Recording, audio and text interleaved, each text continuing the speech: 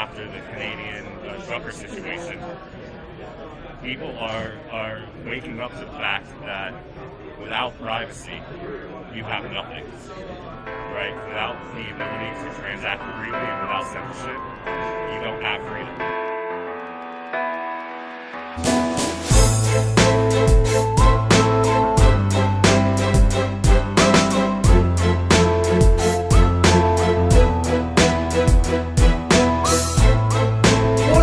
I'm right here with a representative of Samouraiwallet, and we're gonna just call him Samurai because we're cool like that over here at the Guns and Bitcoins conference. How are you doing today, sir? Great, happy to be here. I'm so happy to be here with you. I really want to talk to you about what just happened with Wasabi.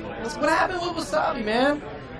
They're, I guess, going down the path of compliant coin by implementing blacklists and hiring chain surveillance groups. Dude, that really sucks, man. It's really sad to see. It's shocking. It is shocking, and what can we do, like, in as a space? Just are we just gonna sit by and be passive observers and watch, Bitcoin become a surveillance machine? You know, because like I was talking to Tone Vase a couple days ago, I had a debate with him, and he was like championing what's happening in El Salvador, and I'm like, dude, do you realize what just really is happening? You gave people a ticket to mass surveillance and turnkey tyranny on a transparent ledger that any tyrant can come in. He's like, well, we're changing politics. I'm like, okay, Libertarian Party, we don't need that. You know what I'm saying? Oh, we're working with government. No, dude. No, what we need is always to have an option for people to be free. And so I really love what you guys are doing. You guys are, in my opinion, the hope for BTC. Thank you for all your hard work on behalf of the Crypto Vigilante team and everyone here, because it is really that, you guys are really that one last, and so I want to talk to you about, you guys are also got some heat because from a lot of Bitcoin maximalists, because you guys are open to atomic swaps with Monero. Absolutely. And so what's going on there? So it's a little bit delayed on the Monero side. The team that we were working with, the Connect team, had some issues with, I guess, one of their developers back to COVID and slowed things down. I know they're looking for a new maintainer for the project, but on our end, we're still super into it. We see Monero as a great tool in the toolbox for privacy and sovereignty. And at some point in the near future, you will be able to atomic swap between Bitcoin and Monero using Samouraiwallet. Okay, I understand that there's more liquidity in BTC, but it's still butt-naked liquidity. Don't let these fools out there like Andreas Antonopoulos and Mark Moss and Tone Vase lie to you guys, because just because you have more liquidity, it doesn't mean that you're private, okay? You're not. You're not. They're lying to people, though. They're telling people that right now. That's what Mark Moss is saying. They're salesmen. What the fuck is wrong with them, bro? They're salesmen, and what they care about is number go up at any cost. What we care about is censorship-free, censorship resistance, sovereignty, and all that can only be achieved with a private asset.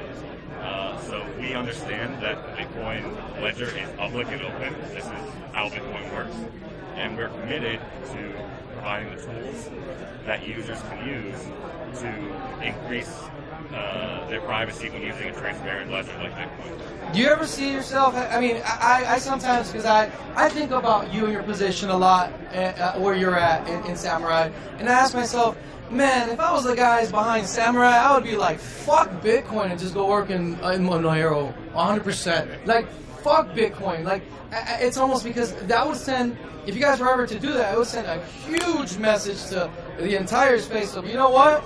This is butt-naked coin, a machine of mass surveillance, and it's in the logical conclusions of all of the arguments of Bitcoin find their home in Monero.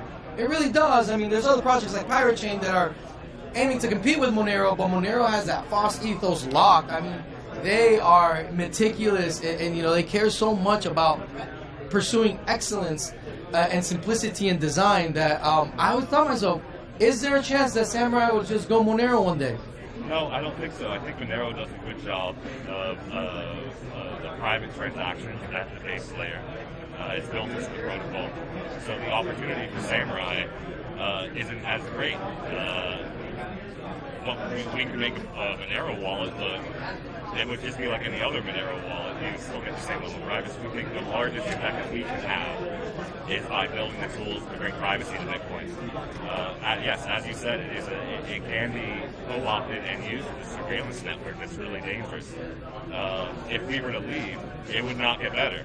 I know. It would be a lot worse. Yeah, it's almost like your vocation not to stick around. Yeah. I see it. You know, we get a lot of shit, we get a lot of hate because we're not the cheerleading site. We're not about number go up. We're here for privacy. In other words, you're here to do the actual work of peer review. That's really what you're saying. Absolutely. And when we got involved in Bitcoin in 2012, it was very much like the Monero community is now. It was about privacy, it was about sovereignty, it was about censorship resistance.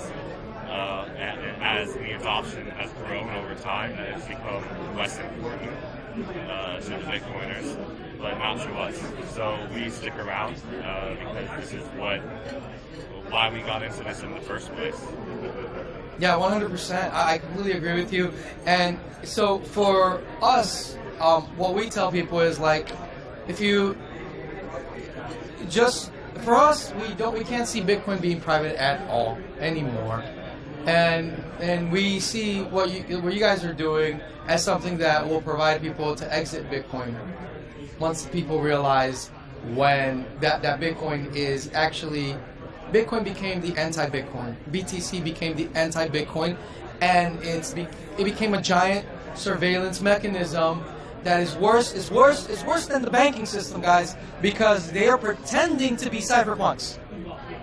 They're pretending to be cypherpunks, and that's scary as fuck, because they're just banking 2.0 at this point, and it's worse. It's worse. So thank you for doing what you're doing, because I know the work that you're doing is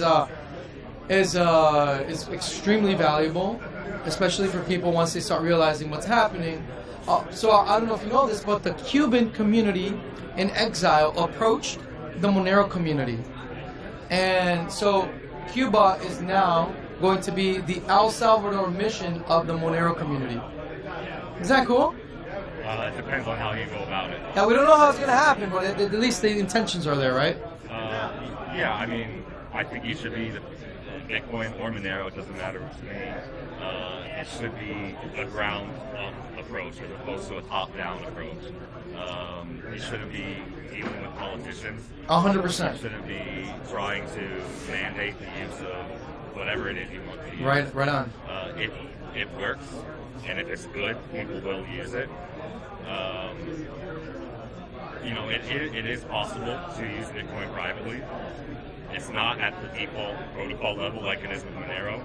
If you want to use Bitcoin privately, you have to take additional steps. You have to use tools like Samouraiwallet, like Whirlpool.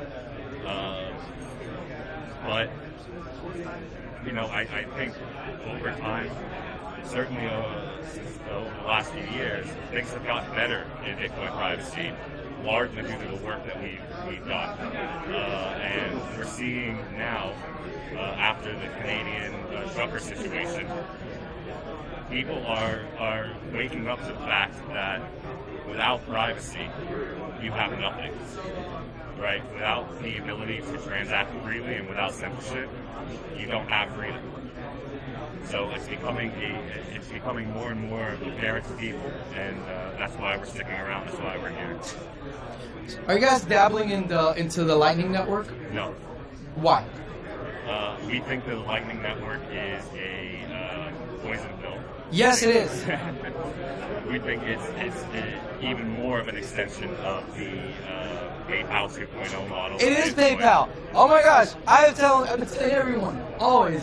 The best second layer for BTC is called PayPal. And they're like, no, it's not. And here I am with Samurai, and he just said the same thing I've been telling you guys. Isn't that great? Lightning has been around for a little while. Yeah. It has not taken off. People really aren't using it. And where we've gone to is that where it's a real second layer is custodial. it's exchanges, and let's be honest, it's Ethereum. That's Bitcoin's real second layer. Oh, yeah, you're right. Wrap Bitcoin. Exactly. Wow, yeah. So it's not Lightning. Lightning is a pain in the ass to use. The only way you can use Lightning in a way that a normal consumer would find acceptable is custodial. 100%, because this is the lies that they give you, as they say, oh, well, Lightning gives you privacy. No. Bro, you would have to be so good at computer science as an individual to know exactly the state of the Lightning Network at all times, to know exactly how to route transactions that are on the Tor network. Yeah. That's not going to scale. The economy scales by specialization. And so you find yourself, the regular user in El Salvador, is being put into a liquidity pool controlled by one single entity, and Chainalysis is already coming out and admitting that they're tracking and tracing everything that's happening within Strike, for example. Yeah. So no wonder big tech loves BTC so much, and we see them cozying up, at the Bitcoin conference. Shrines from Jack Dorsey, shrines from Meta. They haven't done the Meta one yet, but guess what? They have teamed up with Meta in the legal system right now, fighting for patent rights, because all of a sudden these fuckers at big tech, they pretend that they care about free and open source software. Like, really? And the BTC community is buying that hook and sinker. I don't buy that. We don't buy that. I'm happy you don't buy that. And it's I'm so happy you're here, because it really is. I'm so happy that you're speaking out and that you're talking, because and what you're doing is, like, you have no idea. It's so rewarding. Because what happened with Wasabi was really it sucked. So I mean, you don't care for mixers, do you, or do you not? Mixer implies you sending your coins to someone or some entity, and then they send you new coins back. It's a custodial relationship. Right. What we do is non-custodial coin join, where you always maintain self-custody. You're never giving up your keys to anyone else, and the result should be a complete disassociation from the prior history and the future activity of your coins. Now, Wasabi, besides even this blacklist thing and this chain surveillance and chain analysis relationship, they're mixing their coin join was very weak. And we've been talking about this since 2019. There are deterministic links from input to output, meaning it's not working properly. Of course, they don't agree or they don't admit it.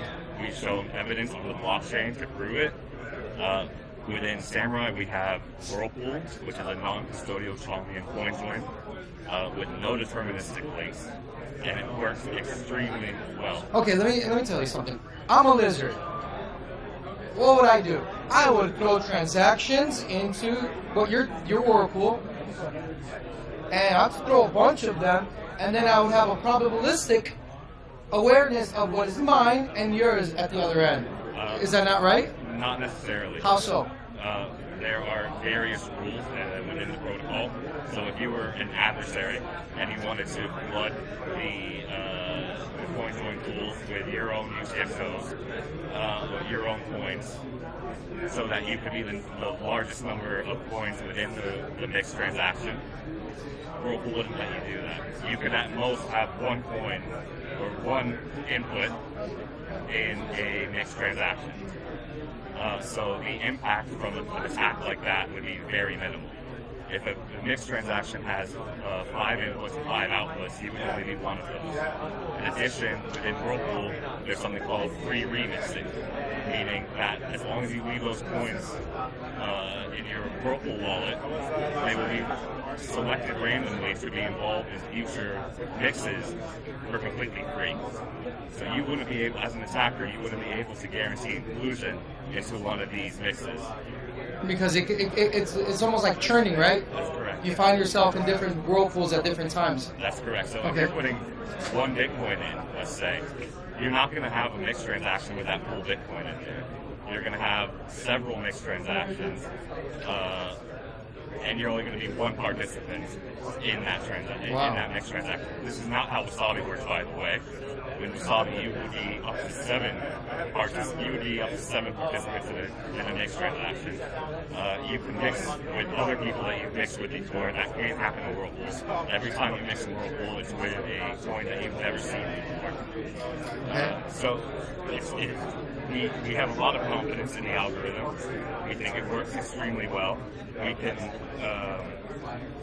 everything that the Anon said, the entropy of the transaction is all provable and reproducible. This is not the case with Wasabi, by the way. So even besides the whole surveillance and blacklisting, people shouldn't be using Wasabi because the mixing is very weak. With Whirlpool, it's very strong mixing. Okay, right on. Why isn't the BTC world in general using this? What's going on? What's going on, guys? What's up? You guys want to be digital gold, digital cash?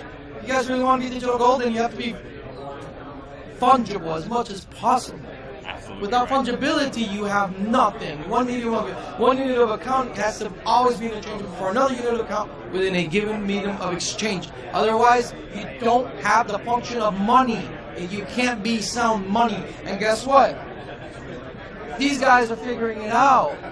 If BTC does not get their shit together and everyone do exactly as Samurai is doing, these guys are coming and they're gonna take your cake. They're gonna eat it in front of your face.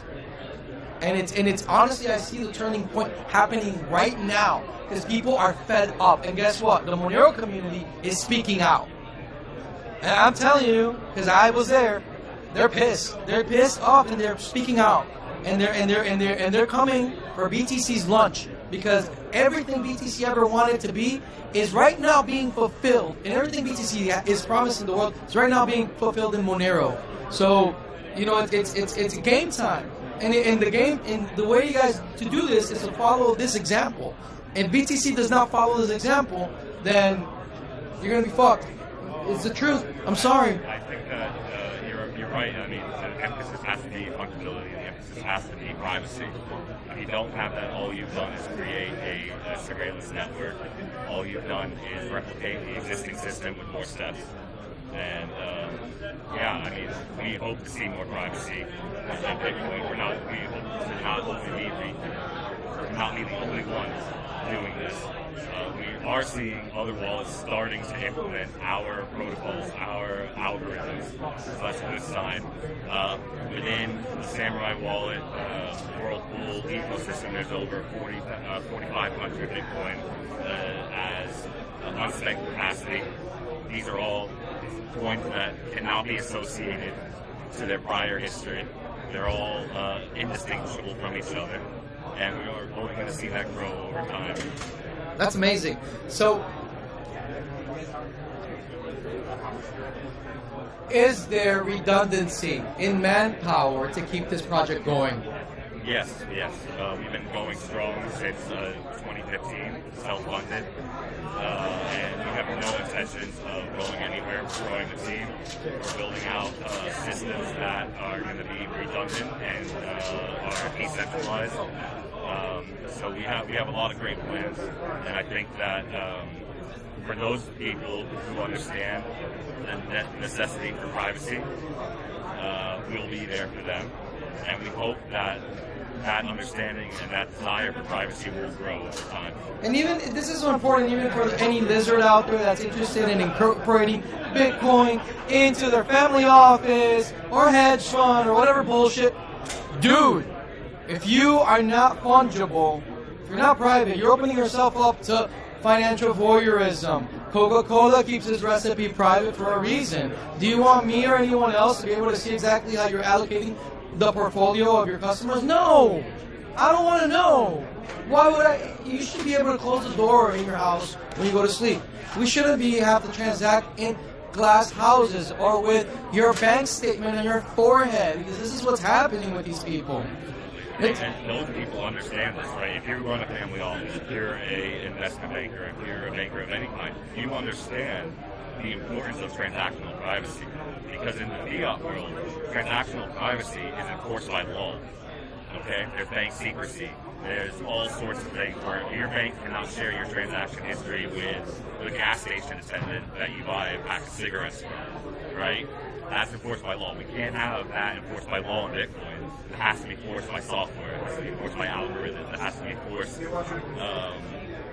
a decentralized way. So it's funny that the bankers and those industry types, they understand the need for transactional privacy. 100%. 100%. I love Dr. Daniel Kim, and he is, I'm just going to plug him in, Sweetwater Digital Asset Consulting. He's a badass. And if you guys want to hear about this topic in depth, watch Sound Money Safe Mode. It's on YouTube. Highly recommended. Watch that lecture from Dr. Daniel Kim. And he talks about this topic itself. And he consults with a lot of people at the moment that these family offices realize that Bitcoin is open and transparent to financial surveillance and voyeurism. That moment they back away and they don't want anything to know about it. They want Monero. Well, yeah, I think people are going to want exposure to the Bitcoin asset, and once they realize that they can obtain privacy while using Bitcoin, they're into it. Yeah. They just have to, again, like I said earlier, with Monero, it is kind of a default thing. Exactly. You don't have to do much to get a level of financial privacy. With Bitcoin, you have to take additional steps. You know, I think in the future we're not going to see you in a mask. I think we're going to see you actually, and you and your whoever's with you, as someone that we go, oh yeah, this is the honorable so and so, and he is going to talk to us about how to have more privacy in our funds and so forth, and you're going to be invited to different things because that's how it's supposed to be, right? Like, money is supposed to be fungible. It's supposed. Otherwise, guys, what we have is people controls, which they like to call it as capital controls. But we're seeing a horrible, tyrannical regime fall upon the entire planet, and if people don't wake up to this, they're going to wake up in a prison planet powered by Bitcoin, BTC.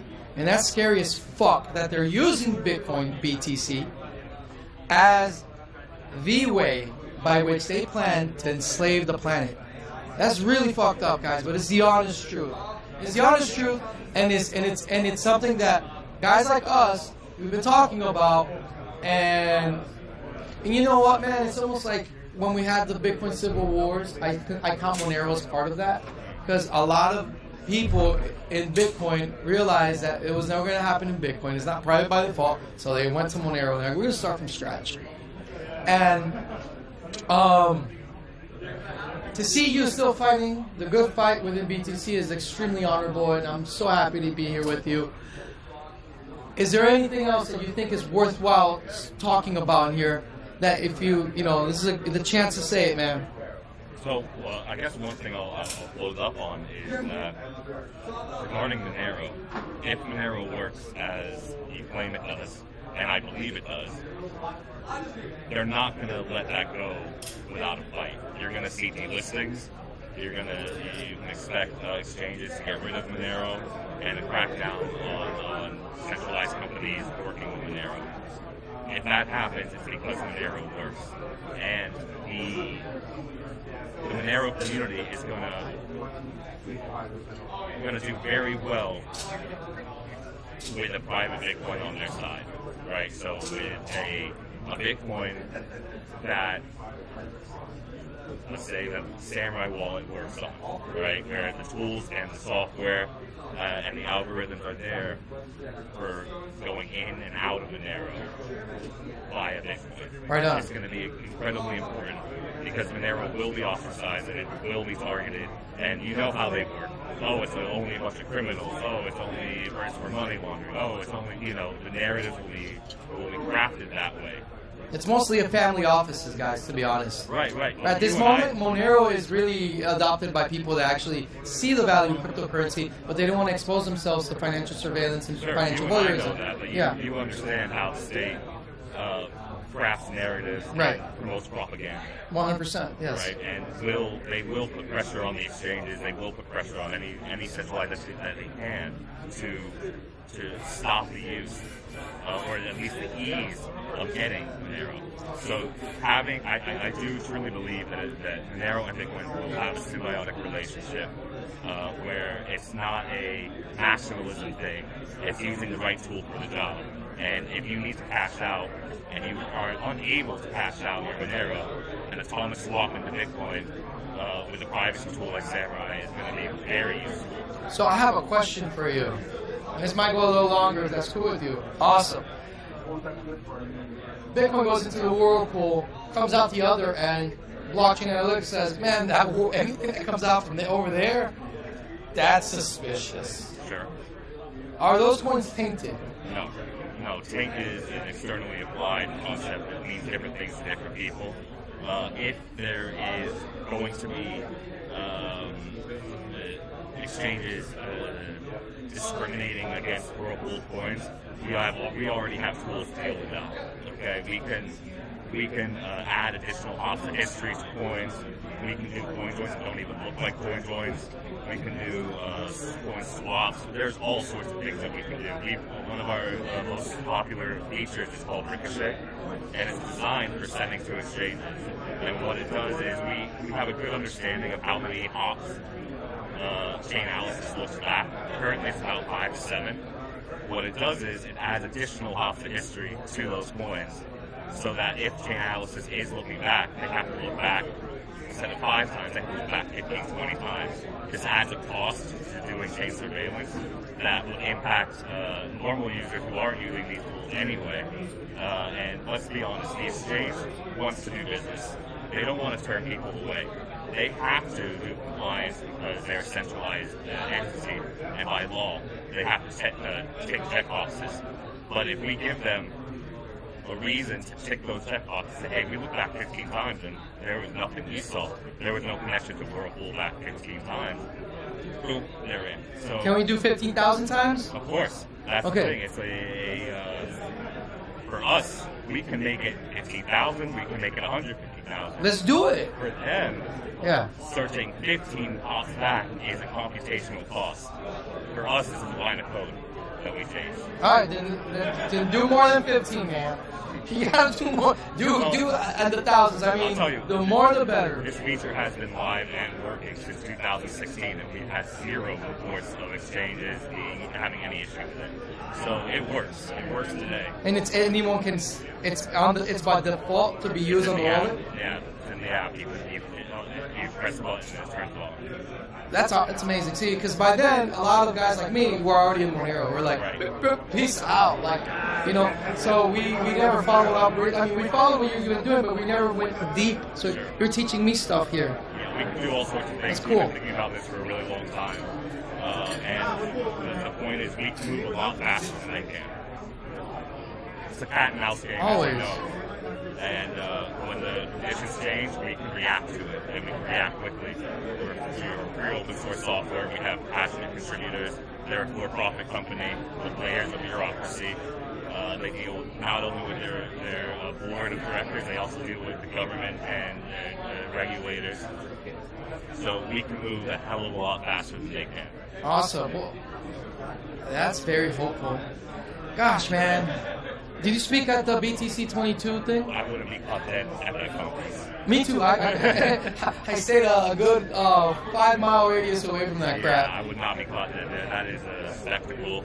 That is a compliance probe kind of event. We have absolutely 0 interest in that type of thing. We're really happy to be here at Costa Bitcoin. I knew I was going to find cool people here. I knew it. We were at the last one in Austin last year. Nice. We're here this year. If Ragnar does it again next year, we'll be there as well. I'll be there as well. This is amazing. It's a great conference. Samurai, I know we're going to have to do a part 2 of this. Okay. I know you champion your OPSEC. Would you do an interview like streaming, or you wouldn't do that? Yeah. Well, what do you do, like Jitsi? We'll take care of you. All right. Yeah, no problem at all. All right. Thank you very much for your time, Samurai. Thank you, everyone. Yeah, let's stay in touch. Awesome, guys. Download the Samurai Wallet now. Now, guys.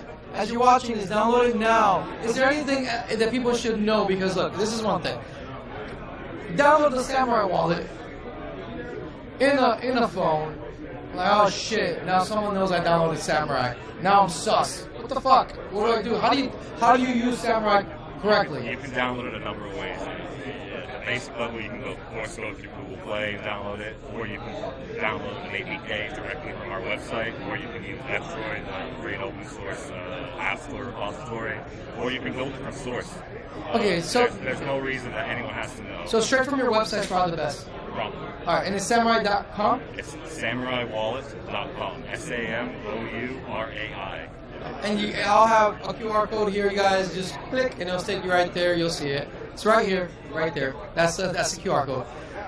Thank you so much. I mean, thank you so much because you've given me hope, and you've given everyone watching this hope for the future. We didn't know, I didn't know that you guys had it that thought out. I knew you guys were badasses, and my whole thing was always like, you know, when are these guys gonna make up their minds to move to Monero already? You know, that's kind of like what I've always kind of had in the back of my mind. In the most recent video, we had a meme where like where Wasabi was dead, we had Samurai doing this. we just kept posting that meme as I was talking. So it's really cool to meet you guys, and thank you for being here. Thank you, Samurai. Have a good one.